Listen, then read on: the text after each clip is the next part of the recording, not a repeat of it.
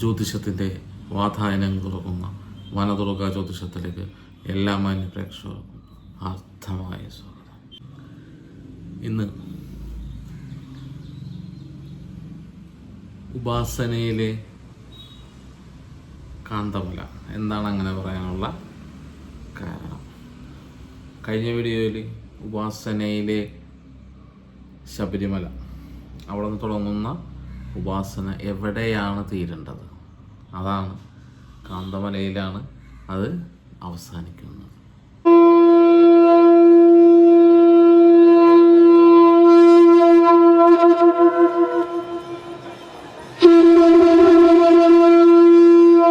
മലയിൽ തുടങ്ങുന്ന ഇപ്പുറത്തെ അല്ല, പണ്ടത്തെ പൂർവികന്മാർ മലയിൽ ചെന്ന് തുടങ്ങുന്ന ഉപാസന തീരുന്നതും ഈ ശബരിമല ആ മല തന്നെയല്ല ഞാൻ പറഞ്ഞത്, മലയിൽ തുടങ്ങുന്ന ഉപാസന തീരുന്നത് എങ്ങനെ തീരും? ആദ്യം നമ്മൾ കണ്ടുപിടിക്കുന്നത് നമ്മുടെ തറവാട്ടിൽ, നമ്മുടെ കുടുംബത്തിൽ ഏതെങ്കിലും തലമുറയ്ക്ക് മുമ്പ് ദേവീദേവന്മാരെ ഇതേപോലെ കാട്ടിലും മലയിലും ഒക്കെ പോയി തപസ് ചെയ്ത് കൊണ്ടുവന്ന് വെച്ച് ആ കാർന്നോരെ അല്ലെങ്കിൽ ആ മുത്തപ്പനെ നമ്മൾ ഗുരുവായിട്ട് കണ്ട് ശിവനായി വിളിച്ച് ആരാണെന്നും എന്താണെന്നും മനസ്സിലാക്കി ആ വ്യക്തി നമ്മളെ മനസ്സിൽ പറഞ്ഞു തരുന്ന കാര്യങ്ങൾ എഴുതി വച്ച്, കാരണം ആ വ്യക്തിയുടെ, ആ മുത്തപ്പൻ്റെ, ആ കാർന്നോരുടെ ഉള്ളിൽ തെളിഞ്ഞതാണ് ദേവീദേവന്മാർ. അങ്ങനെ ആൾ കഷ്ടപ്പെട്ട്, അപ്പം നമ്മളും ആ കഷ്ടപ്പാടിലൂടെ ആദ്യം ആ മുത്തപ്പനെ അറിയണം.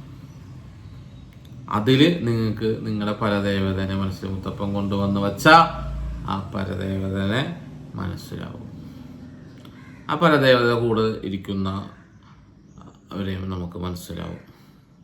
അതിന് ഒരു ദിവസം കൊണ്ടോ 2 ദിവസം കൊണ്ടോ 5 മാസം കൊണ്ടോ, ചിലപ്പോൾ ഇത് 1 വർഷമാവാം, 5 വർഷമാവാം, 10 വർഷമാവാം.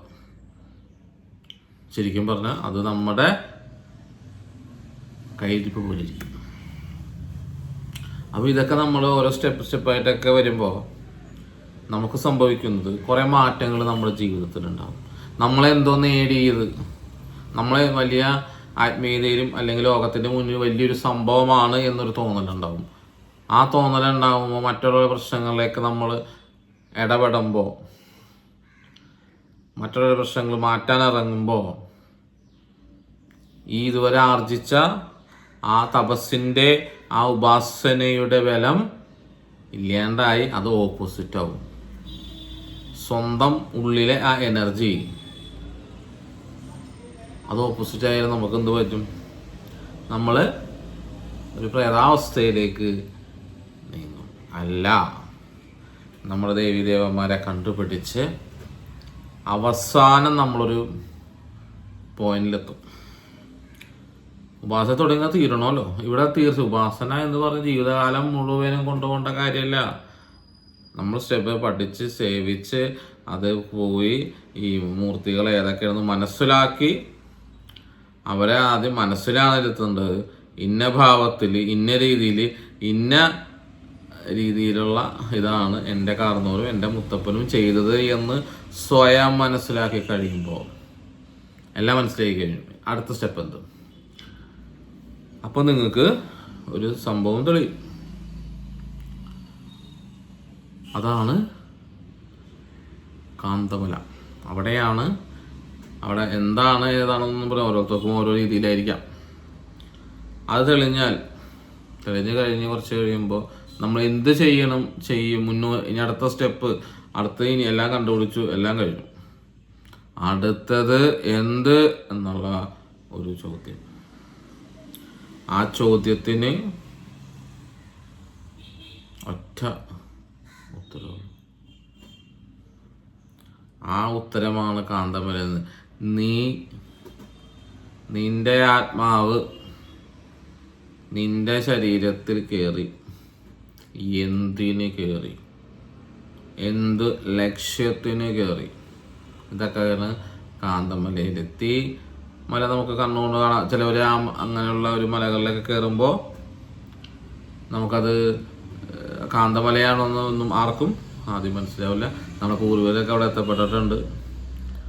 എത്തപ്പെട്ട ഇതിൽ ഉള്ള ആൾക്കാരുണ്ട്, എത്തപ്പെട്ടിട്ട് മനസ്സിലാവാത്ത ആൾക്കാരുണ്ട്.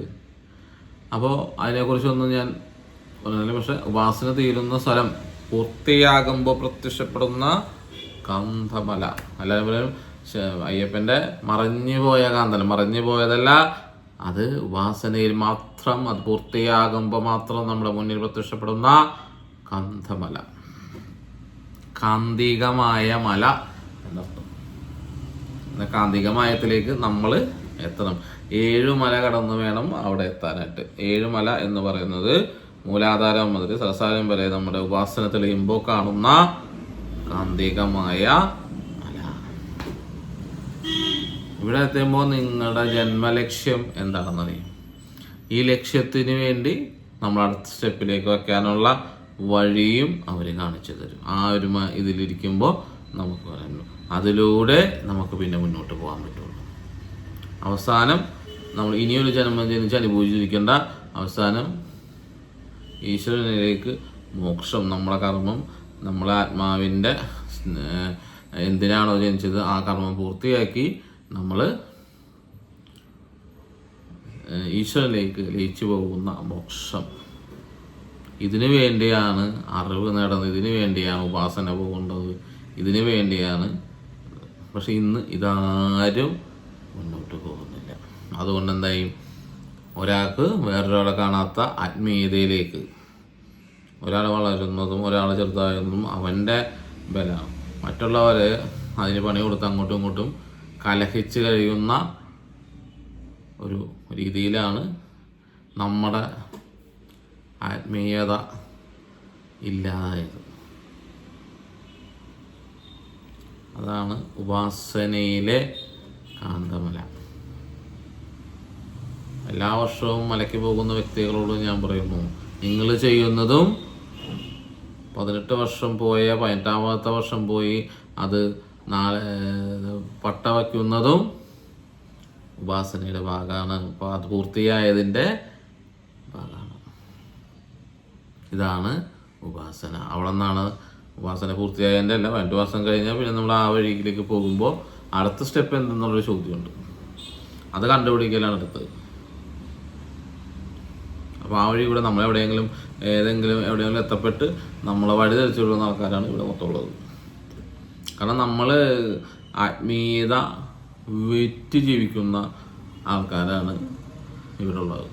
ആത്മീയത ഹൈന്ദവത്തിൻ്റെ സംസ്കാരത്തിൻ്റെ ഭാഗമാണ് ആത്മീയത.